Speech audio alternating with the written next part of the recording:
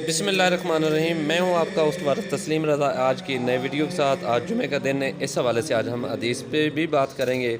आज का कैलेंडर के मुताबिक 29 मुहर्रम अल हराम 18 सितंबर 3 अस्सू बरोज़ जुमे का दिन है। आज की हदीस के मुताबिक आज हम बात करेंगे महरम के बगैर औरत का सफ़र करना कैसा है।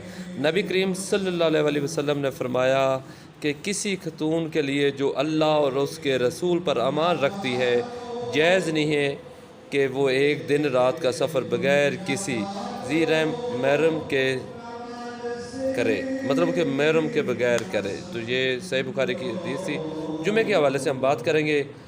तुम्हारे दिनों में सबसे ज़्यादा फजीलत वाला दिन जुमे का दिन है। बस तुम इस दिन में मुझ पर कसरत से दरूद भेजा करो, इसलिए कि तुम्हारे दरूद मुझ पर पेश किया जाता है, तुम्हारा दरूद मुझ पर पेश किया जाता है सल्लल्लाहु अलैहि वसल्लम। मेरे साथ आप सारे मिलकर एक दफ़ा फिर पढ़ लें सल्लल्लाहु अलैहि वसल्लम।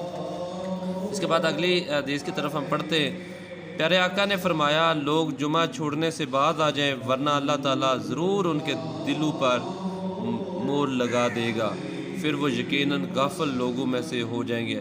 अल्लाह अकबर। अल्लाह ताला हमें जो है वो हर जुमा जो है वो बाकायदगी के साथ जो है वो पढ़ने की हिम्मत और तौफीक अता फरमाए। सारे दोस्त भाई जो हैं वो जुमा जो है वो ज़रूर हर हालत में पढ़ा करें और इसका बहुत ज़्यादा इसकी फजीलत है।